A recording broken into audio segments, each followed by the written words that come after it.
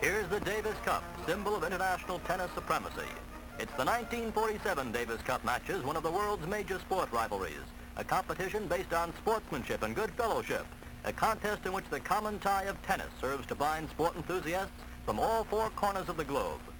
An enthusiastic crowd has gathered at the West Side Stadium at Forest Hills, New York, to witness the challenge round between Australia and the United States. By virtue of the American sweep of the 5 matches at Australia in 1946, they are heavily favored to repeat. The idea of this international tennis trophy was first conceived by Dwight F. Davis in 1900 to create better understanding and international relations through amateur tennis. The contestants are introduced to the crowd for the first match, and it's hands across the cup as Pails and Kramer shake. That's Dinny Pails, he's the Australian singles champion. And Jack Kramer representing the USA.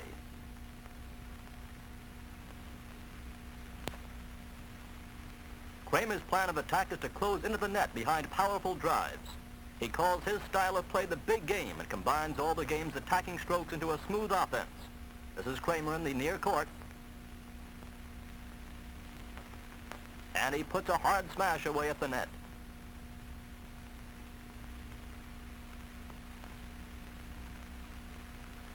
Notice Kramer's great anticipation. He has an uncanny ability to know just where the ball is going to go when his opponent returns it.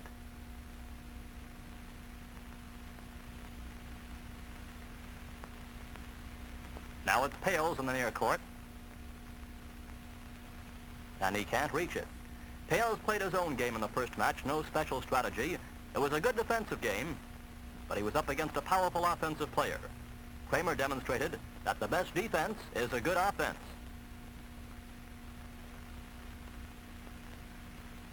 Kramer, with the forcing style long drives, oftentimes didn't have to make the winning volley because his long shots were so good.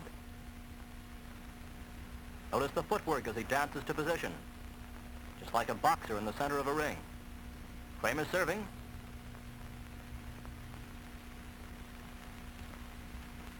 Kramer doesn't stroke the ball, he hits it.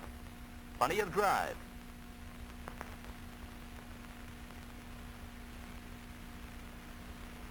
That's Kramer at the net, and this time he's passed by Pails. It's match point. And Kramer gets America off to a 1-0 lead by defeating Dinny Pails 6-2, 6-1, 6-2. Watch this final point now.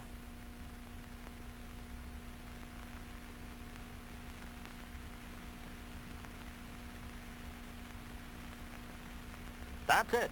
America leads 1-0 in the Davis Cup play.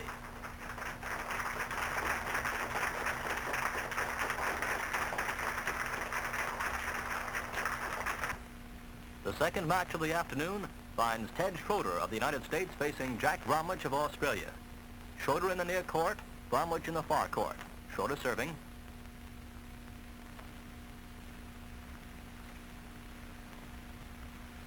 Schroeder now serving again as a bold, aggressive player who exemplifies the attacking all-court game.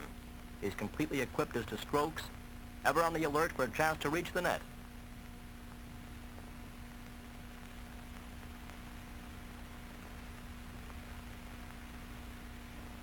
He has a good overhead game. His volleys are crisp and decisive, though they lack the impact of Kramer's strokes. His deep court smashes are especially fine. And he's at his best in especially important matches when the pressure is on. Now that's Jack Bromwich. Bromwich serves with his right hand, and he hits his forehand with his left hand. He uses both hands for the backhand. Captain Cowling of the Australia team with Jack Bromwich between sets. Schroeder serving.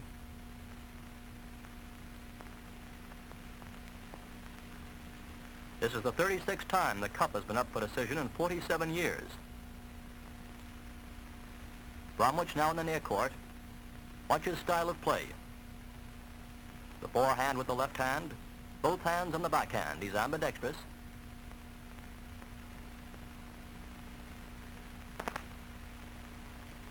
Bromwich's brilliant play back in 1939 was greatly responsible for Australia's winning the cup. He scored the deciding win over Parker in the challenge round. He's an excellent drop shot.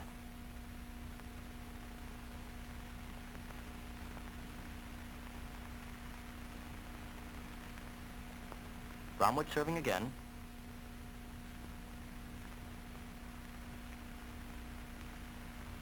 He's quite a veteran of the courts, Bromwich. It was Ted's serve that made quite a bit of difference in this match. Ted blazed across 6 aces in the third set. It was hitting with scorching power. Bromwich scored only 1 service ace in the entire match. Ted seemed to master with his rushing tactics. Schroeder broke through Jack's service early in each of the last 2 sets and then held his own service until he had taken the necessary 6 games. It was a good spectator match with many long rallies, one of which you're watching now.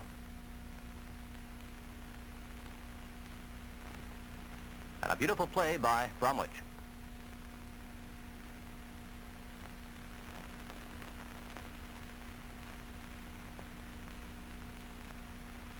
Schroeder comes to the net.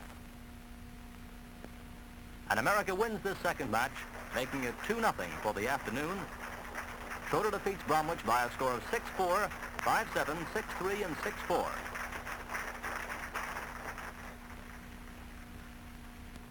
Here come the contestants to be introduced to the crowd.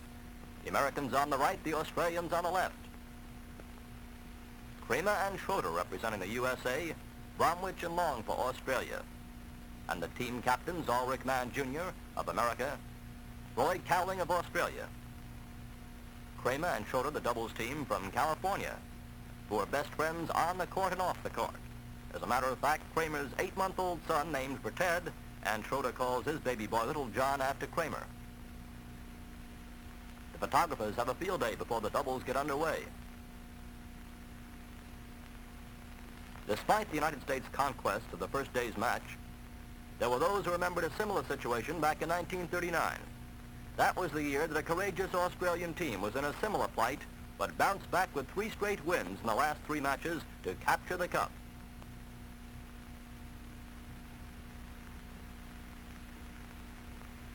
The doubles were hard, fast, and furious with short rallies.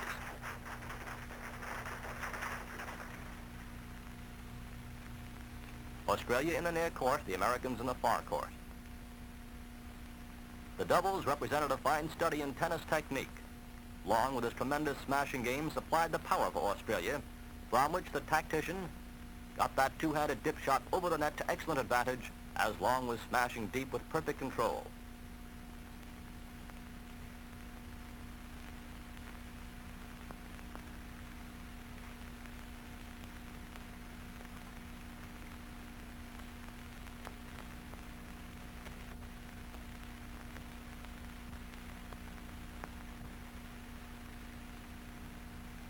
Both sides using a smashing game.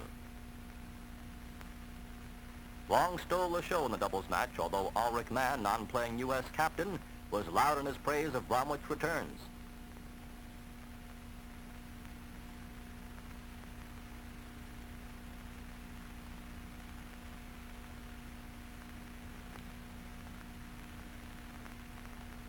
Australia serving on this play.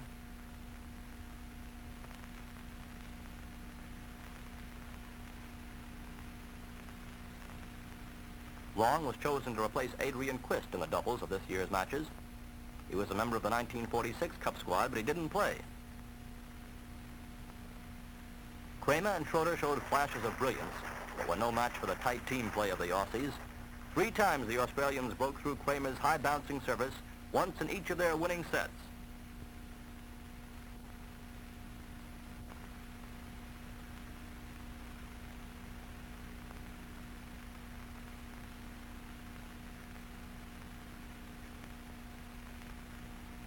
The Australians scored 43 placements to 26 for the Americans.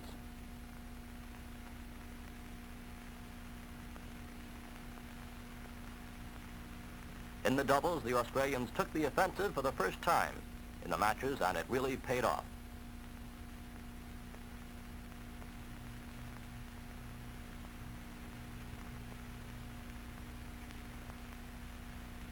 It was good, tight tennis. Long serving again. The Australians won the match by a score of 6-4, 2-6, 6-2, and 6-4.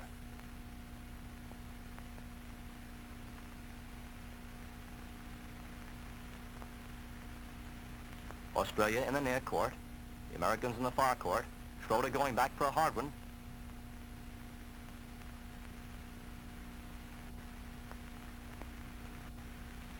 And a service ace.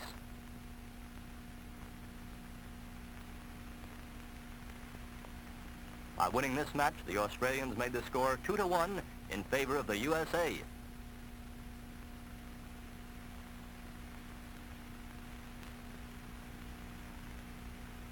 Kramer slips.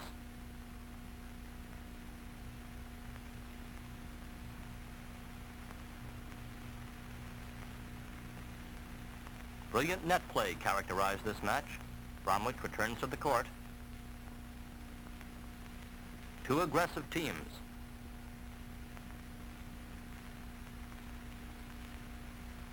Bromwich serving.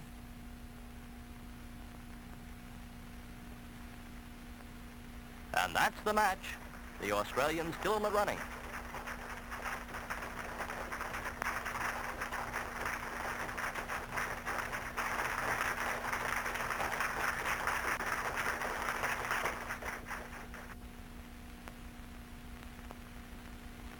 The doubles contestants are leaving the court.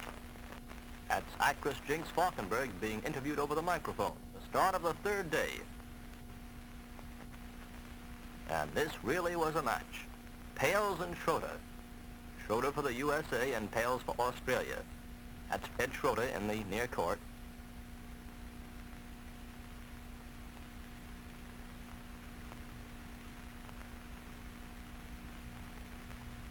This is one of the most grueling matches ever played at Forest Hills. Dinny Pails now in the near court. And Schroeder puts one away at the net. This match established a new record for games. Schroeder serving.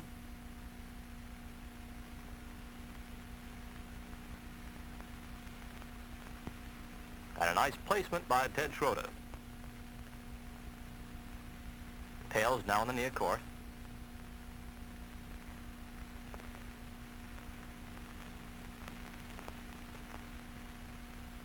A record number of 71 games was played in this match. The old record set in 1925 by Bill Tilden and Francis Rennie Lacoste was 65 games. Tilden won that one. Schroeder puts one away at the net. Pails serving.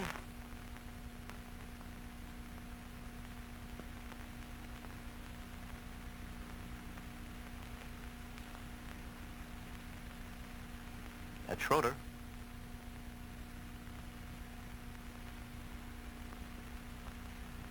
Ted is a vicious overhead game, as you see. Now it's Pails on this side. Schroeder in the far court.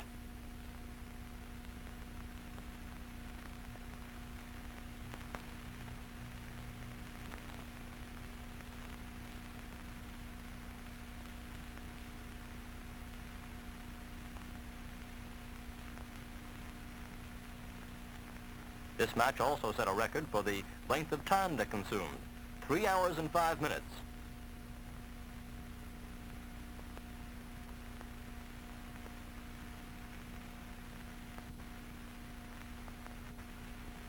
Fault.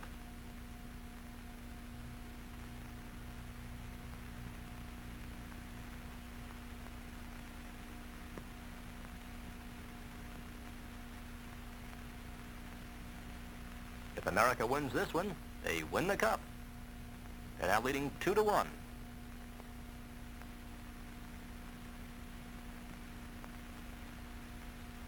You'll notice in this match that Schroeder found the grass so slippery that he took off his shoes in the 13th game of the second set and played barefooted until the 8th game of the final set, when he donned spikes.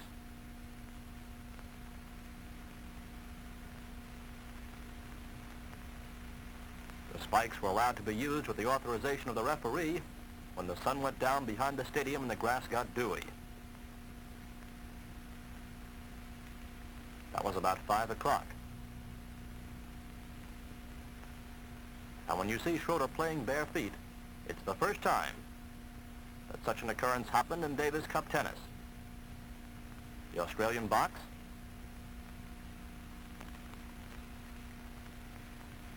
And there he is in bare feet.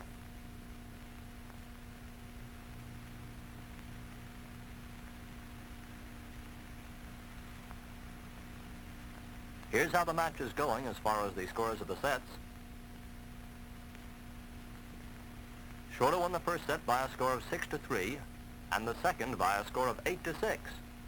Pails came back very strong to win the next set 6-4. Pails won the fourth set 9-11, and the last set was really a thriller, 10-8. Schroeder finally outlasted Dinny Pails. Pails now in the near court.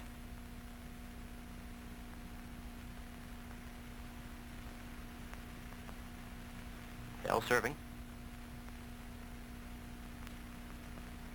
The sun has now gone down and Schroeder is wearing spikes.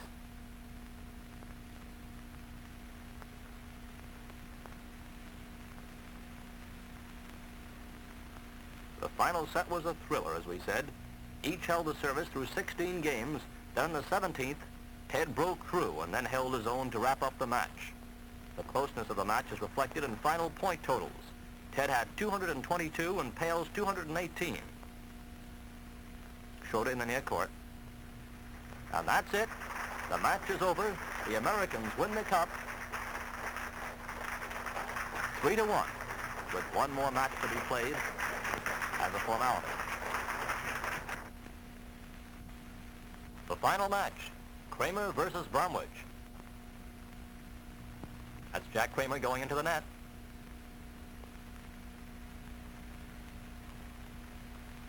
This final match was won by Kramer 6-3, 6-2, 6-2. It was late in the afternoon when it was being played. The grass was slick, and Bromwich played part of the final match barefooted, following the new style set earlier in the afternoon by Ted Schroeder. There he is now, barefooted. Bromwich serving.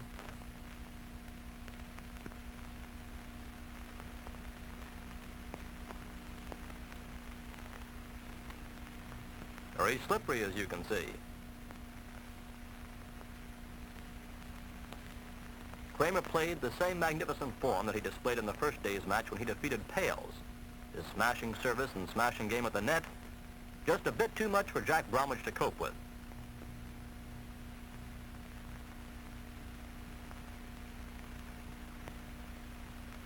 Notice the ease, fine footwork that Kramer exhibits.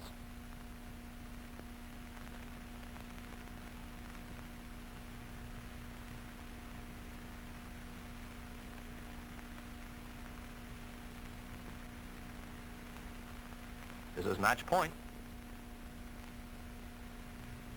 And there it is. The final score 4-1 in favor of the United States.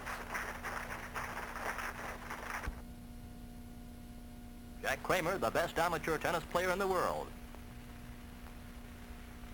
Prominent Australians, including the ambassador, are gathered around for the cup presentation. That's Captain Cowling speaking into the microphone.